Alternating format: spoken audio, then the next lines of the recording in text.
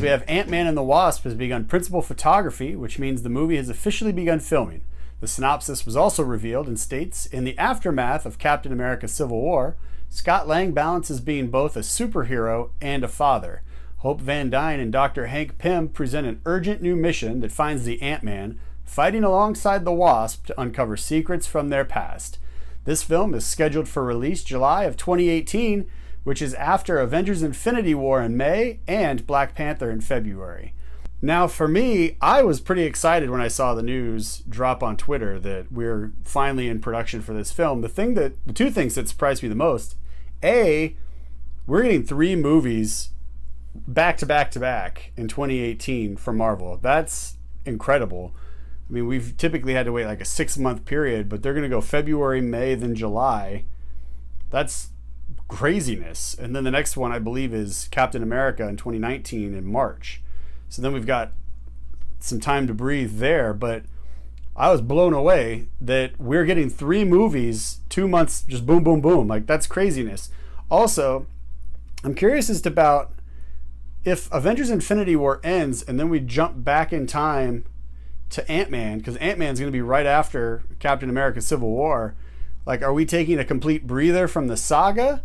Like, is it going to be something that is happening because of the events in Infinity War, like where we have to go back to that time? Or is it just something where Infinity War ends and now we're going to go back and we're going to fill in some of the plot points as far as the overall story is concerned for the entire Marvel Cinematic Universe?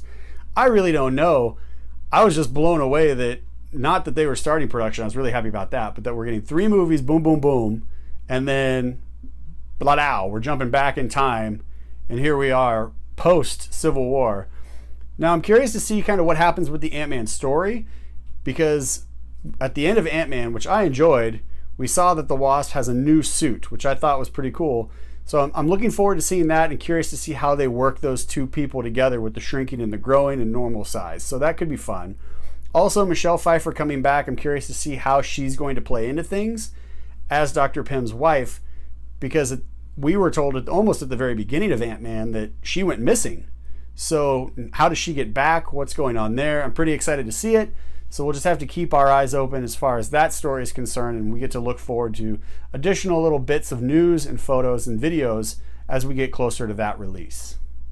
Fox Searchlight released a new trailer for Goodbye Christopher Robin.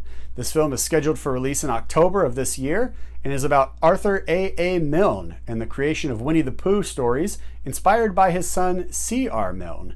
It stars Margot Robbie, Domhnall Gleeson, and is directed by Simon Curtis, who last directed Woman in Gold back in 2015. I watched this trailer for the first time right before recording this segment, and I gotta say, I am excited about this movie. I didn't know anything about this movie. I didn't realize that there was a trailer before it.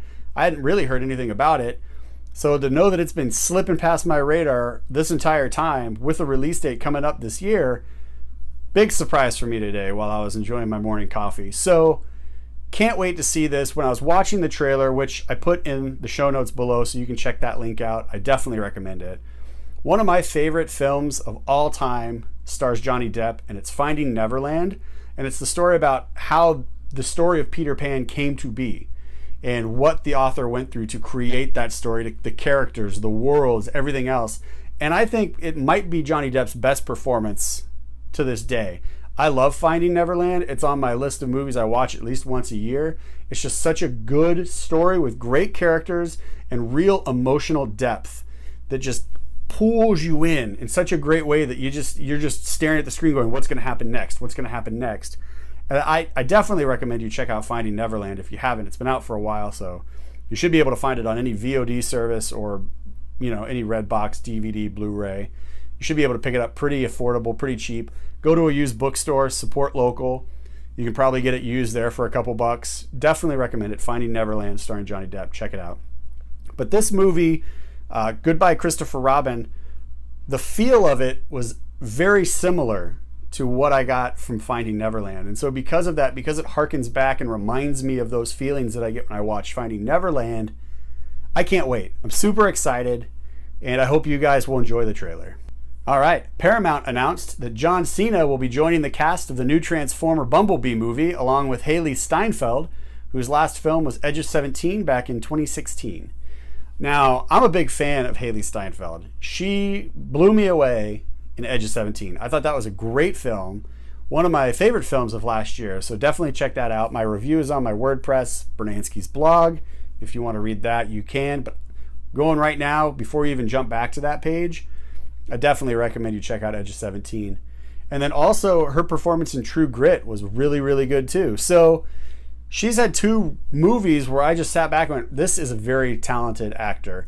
And I'm looking forward to seeing what she can do in pretty much anything. But I gotta say, I don't care about this Transformers franchise at all. Like, they've done such a piss poor job of everything except from the first one that it's just, you tell me news is coming out and I'm like, what do I care? Here's the reason I care about this story in particular. Before you get super confused and you're like, well, if you don't care about Transformers, why are we talking about it today? Here's why. 2 reasons. A, Haley Steinfeld. So Steinfeld, not Seinfeld, different last names. But she's super talented, so I'm curious to see what happens. Also, I don't really know that Michael Bay is going to be too hands-on. I heard a rumor that he might be producing this in some capacity, so hopefully that's not true and we can debunk that very soon. And it's just a fresh team with fresh eyes, fresh ideas, everything else. Hopefully, fingers crossed. Second reason is I don't really follow wrestling at all, ever. I never have. It's not really my thing. I don't get it. I know a lot of people do, and so because a lot of people do, I know a lot of people who are really big into wrestling. So there are certain jokes that I'm familiar with that stem from wrestling, one of which is John Cena's "You Can't See Me" thing that he does. So I'm kind of hoping that in the spirit of that joke, of his little "You Can't See Me," we don't actually ever see him in the movie. Maybe he's just a voice for one of the robots in the movie, and I think that would be hilarious as just a great nod to that whole "You Can't See Me" thing. Now, if it doesn't, if he is actually a character, like a real physical character in the movie, okay, that's cool too, I guess. He's had at least 1 or 2 good roles already, so I mean, maybe, but it's still the Transformers franchise, so I'm still just like, but we'll see what happens. If you guys are excited about it, if you guys are looking forward to it, throw it in the comments below. Again, let me know why I should care and just kind of start that conversation. And maybe, again, you can warm up this very cold heart towards the franchise of Transformers. Bloomberg reported that ticket sales are down 2% this year. Additionally, AMC Entertainment Holdings Incorporated is projecting a 1.5% decline for the full year. Now, Bloomberg goes on to discuss how cinema operators have been able to increase sales by raising ticket prices, but competition like Netflix, etc., have increased consumer options for immediate entertainment. AMC stated they're looking to pursue strategic pricing, possibly charging more for hot tickets and offering discounts to fill seats, as well as cutting back on investing in theater improvements, i.e., reclining comfy seats, etc. For more on this article, see the link in the show notes below. Okay, how do we have this conversation without me losing my mind? I'm going to try and stay calm because it feels like what they're saying is that they're going to take ticket prices that are already high and borderline unaffordable for most people if they want to go out on a date or take their family or something like that. And then they're going to price gouge us even more on hot tickets. So what's a hot ticket? They don't really explain it, but I would imagine a hot ticket is something like a big blockbuster that everyone's looking forward to. So the new Avengers movie might be a hot ticket. So you would have to spend more on a ticket to go see Avengers than you would on, say, something that Tom and Pete go to the park, like just some random name I just created just for the sake of this whole series here. So you go to the movies, you're like, yeah, I'm going to go see it. Now I did look up a couple things here. I wrote them down in my trusty notebook as far as ticket prices go. Now this is just matinee ticket prices. And I went to NATO, and not the useless world government agency NATO, not that one, but NATO, the National Association of Theater Owners. I went to their website, and the average ticket price in the United States for last year was $8.65. Now that's the average across all 50 states. And for the second quarter of this year, it bumped up to $8.95. So not a dramatic change, but a change nonetheless for the worse. Now, from there, I decided, well, I wonder what ticket prices would be in high dollar areas and then, like, let's say whatever the middle is. So I went to just Google and I just looked up, housing prices to try and find like a middle, and MSNBC had a pretty good list of them, and I just picked number 25, and number 25 actually was Coconut Grove, Florida, which is just south of, Florida was the state that came in at 25th most affordable, but Coconut Grove is just south of Miami. So that number one, Hollywood, California, if you go to the ArcLight at a matinee movie, so before noon, their tickets were $15.75. It's matinee. If you went to AMC Empire 25 near Times Square in New York, before noon, matinee was $8.19. And then Coconut Grove at Luxury Cinemas Cinepolis, Coconut Grove. Cinepolis is the name of the theater. It's a luxury theater. So before noon there was $10.25. So, and then here, where I'm at, I can go see a movie before noon for like $5.25. So that's some pretty big gaps, especially if you're in the Hollywood area and you want to go to a nice theater like ArcLight. $15 before noon. That's basically 3 movies that I just saw here in town that you guys only got to see one of for the same price. So when you look at it that way and you say, okay, well, if I'm going to go on a date, I'm going to take, my female, my male, whatever your preference is, I'm going to take them to see the movie and I'm going to pay. I'm going to be a gentleman, or I'm going to be a respectable independent woman, whatever the case may be, and I'm going to make the cost out of my pocket. So 2 tickets, now we're up to $30 if you're in Hollywood, right? Popcorn and soda, probably, and if you're at the ArcLight, you can get drinks there, so maybe you get like brunch cocktails. So now we're getting closer to $50-$60, and that's all before noon for one movie, which may or may not be that great. So instead of trying to figure out how to adjust ticket sales to make them work, I kind of feel like they should just get better movies in theaters with better stories that are kind of more fleshed out. And that way they don't have to put the burden on the theater owners, and the theater owners don't have to push the burden on us, saying, well, why aren't our movies doing so good? Well, the ticket sales aren't good. Why aren't the ticket sales aren't good? Because you guys aren't going to see the movies. Well, we aren't going to see your movies because your movies aren't good. Franchises like Transformers, consecutively bad across the board. Other movies that could have gone straight to Netflix and I think would have done much better would be something like Guy Ritchie's last film, the King Arthur movie. I enjoyed it in the theater, but if you would have put that straight to Netflix, I think it would have done much better, and I think it would have had better buzz on Netflix as opposed to what it got in theaters. So just reshaping the idea of how you're going to tell your stories and in what mediums you're going to tell your stories might actually help anybody who's listening. So instead of price gouging us because everybody wants to see Avengers, so you're going to charge us $20 a ticket, or if you're at Hollywood, maybe $30 a ticket. Instead of doing something insane like that, why don't you just figure out how to tell the stories and get people into the theaters? In the article, it does mention price seating discounts, so I'm imagining it's something like Hotwire or Hotel Tonight, to where you go to the theater right before the show, they have seats available and you can get one dirt cheap. That's a great idea. Get people into the theater, because when people get into your theater, they talk about your movie. And whether it's good news or bad news, it's still news and people are still talking about your film. So try and think of ways to make the overall experience more affordable for the common American, because not everybody, as you can see with that recent article of the 1.5% decline, is getting out to the theaters to see your movies, because we're realizing that not all of these movies are worth all of this money that you're charging us. So that's my soapbox rant. I'll get off it now. Let's go ahead and move on to the next segment, or the next topic. Disney is in talks with Chiwetel Ejiofor to play Scar, or voice Scar, in the live-action remake of Lion King.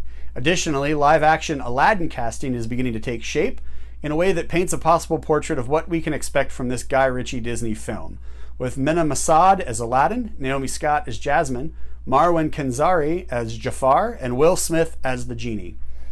Now, between these two stories, they're both Disney, they're both live action. The one I really care about is Aladdin. I've never really been excited about Lion King being remade, even though Jon Favreau's doing it, and I love Jon Favreau movies, and whether he's directing them or whether he's in them, I enjoy the stories he tells and the stories he chooses to participate in that are being told by someone else.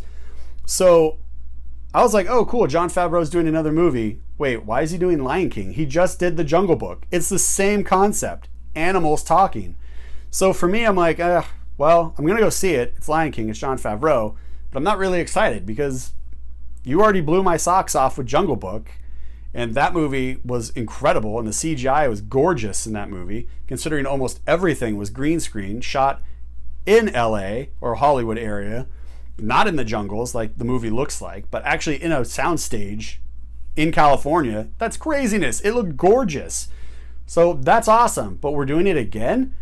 If it's just to refine the craft and show new stuff, cool, I get it, but I'm more excited about Aladdin than I am Lion King. So good job to everybody working on Aladdin. I'm excited to see what Guy Ritchie can bring to this live action. I'm a fan of Guy Ritchie films. I know for some people he's hit or miss, but I still go out and support Guy Ritchie because I like the manner in which he tells his stories. Warner DC has hit another stumbling block as they lost another possible director for Suicide Squad 2, continuing the stories in the DC Extended Universe. Now, in the long list of directors they can't land are Jamie Collett-Serra has moved over to work on Disney's The Jungle Cruise movie, starring Dwayne "The Rock" Johnson. And so far, they've also been in talks or have considered with Mel Gibson, Ruben Fleischer, and Jonathan Levine.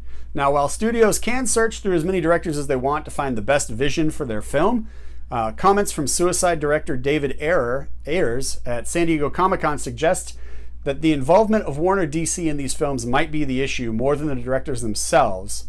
While promoting his new film, he actually said some pretty explicit things, which you can see here on the screen.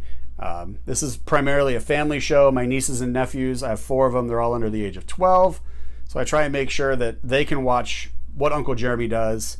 And then if you guys are at home watching this with kids, you don't need to worry about, little ears running around hearing things they shouldn't hear. So we try and keep it family friendly. So what he said is on the screen here. You can read it there. But as you can see, that does suggest that it might be more of the heads at Warner DC causing the interruptions, more than the directors themselves having issues getting these characters brought to life. So if you have a thought about it, if you think it actually is the directors more than Warner DC, throw it in the comments below. But we're going to go ahead and move on to the next topic. Marvel released a special music video for the Blu-ray release of Guardians of the Galaxy Volume 2. Now, the music video stars the hero of the beach, night riding his way through German pop music charts, Mr. David Hasselhoff. So please do yourself a favor and watch this insanely over-the-top, dripping with 1970s goodness music video. It's literally everything I didn't know I wanted from a music video that was at the very end. The music video for a song that was at the very end of Guardians of the Galaxy Volume 2. I was laughing so hard watching this thing. I had to mention it at least during the news segment because this was news to me. I saw it this morning. I was like, wait, what is this? And then I watched it and my jaw dropped. I was laughing hysterically. It's so just above and beyond anything I thought that they could do. It's fantastic how serious everybody is in this, while it just looks like they just stole it right out of like a horrible B movie in the music video from the 1970s. It's great. Everybody takes it seriously. It's super cheese. Check it out. I put the link for it in the show notes below. Definitely worth your time. All right. Now we're going to do some honorable mentions. Now these are just news stories that broke that I saw and I was like, okay. And I didn't really have a negative or positive feeling one way or the other, but they are noteworthy. So I wanted to just mention it here real quick. So we're just going to rapid fire, boom, boom, boom, boom, boom. And then we'll get on to the next segment of movie reviews for you guys. So honorable mentions this week. Miami Vice might get a reboot at NBC with Vin Diesel to produce. Bryan Cranston and Kevin Hart's new comedy/drama will be titled The Upside and is scheduled for release March of 2018. Pacific Rim Uprising, aka Pacific Rim 2, moved its release date back to March of 2018, 1 week prior to Ready Player One. Haley Atwell might co-star with Ewan McGregor in Disney's version of Christopher Robin the movie. And then Star Wars Episode 9 is bringing in Jack Thorne to rewrite Colin Trevorrow's script. Now, how much of a rewrite has not been stated. So that's it for the news this week, guys. Thank you so much for hanging out. Now, if we missed a topic and you were like, how did you miss it? Again, there's a lot of news all week long. So the best thing to do is join the conversation or start the conversation in the comments below, because while I can't get to everything in one show, we probably can cover everything in the comments section. So go ahead and start that conversation. And if you see something that someone put down and you're like, yes, or you're like, nah, or no, jump into that thread and start that conversation there too. We can keep this going beyond just the weekly show. And then also, if you follow me on Twitter at Bernansky's Vlog, I also will be posting periodically throughout the week. I post news stories there too, so you can always see what else is going on there as well.